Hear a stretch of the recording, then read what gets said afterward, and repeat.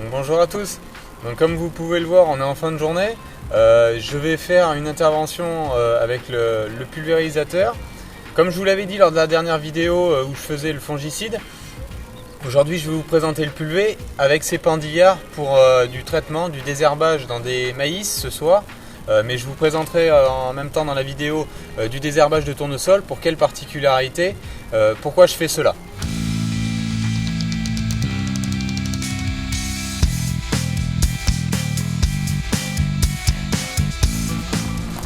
Donc pendant que le pulvé est en train de se remplir d'eau juste là-haut, je vais vous expliquer un petit peu les pendillards, comment ça se passe, le montage dessus. Le premier montage c'est un petit peu plus fastidieux. Pour une rampe comme ça, il faut compter 3-4 heures pour réaliser le montage.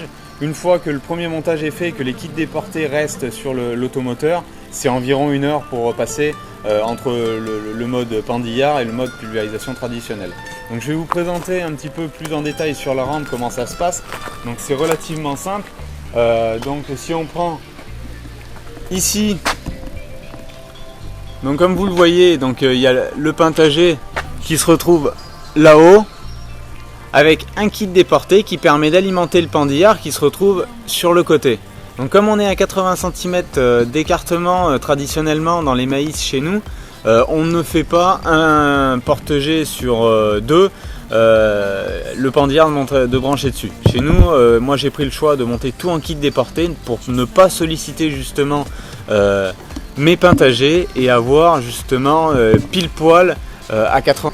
Le pendillard ici, donc c'est tout simple, c'est un écrou quart de tour ici avec un bout de tuyau souple et un ressort qui permet d'avoir une flexion dans la culture, suivi d'un tube rigide d'un peu plus de 60 cm avec un coude à 45 degrés et un dispositif pour mettre la buse en quart de tour au bout.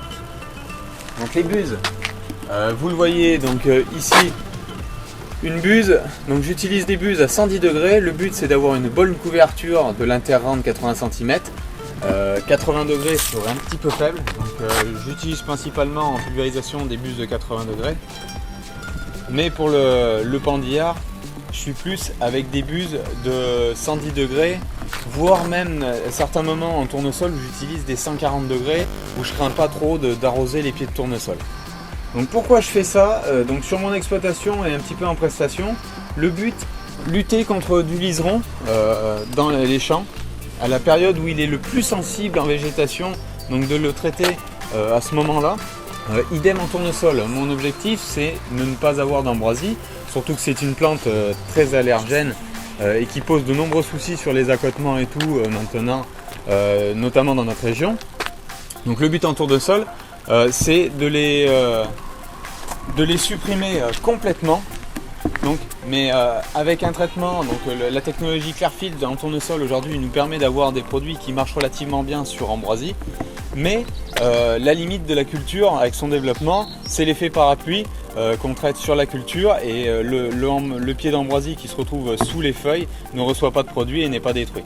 Qu'avec ces pendillards, pas de souci, on arrive à aller chercher le pied récalcitrant qui est dessous.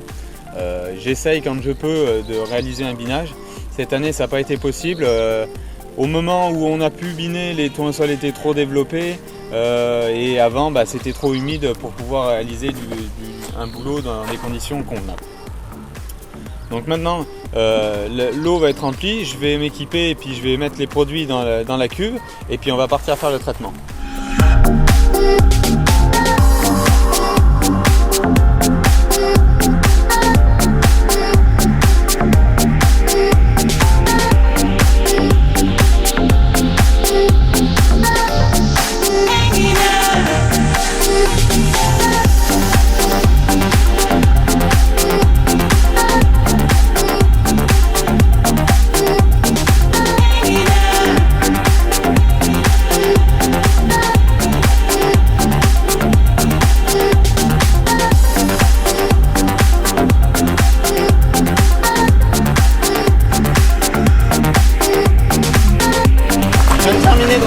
Le pulvérisateur, d'incorporer les produits. Donc maintenant on va aller dans la parcelle. Vous allez voir comment ça se passe avec des images drone un petit peu avant la nuit pour que vous vous rendez mieux compte de l'efficacité des pendillards par rapport à ce que je vous disais sur l'effet parapluie. Donc à tout de suite. Donc comme vous le voyez, là on est dans une parcelle. Je viens de déplier la rampe. Donc vous voyez un petit peu le passage ici et vous voyez le passage des pendillards entre les rangs de maïs. Donc, vous allez voir en même temps avec la GoPro, c'est beaucoup plus parlant comment ça se passe et l'avantage qu'il y a avec.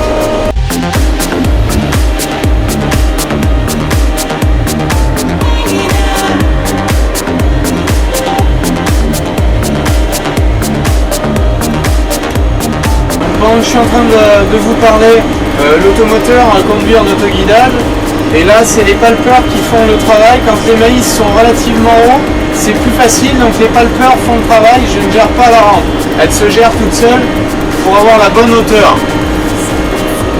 Comme vous pouvez le voir ici, donc la hauteur c'est en vert, donc elle est en gestion automatique, et ici l'autoguidage.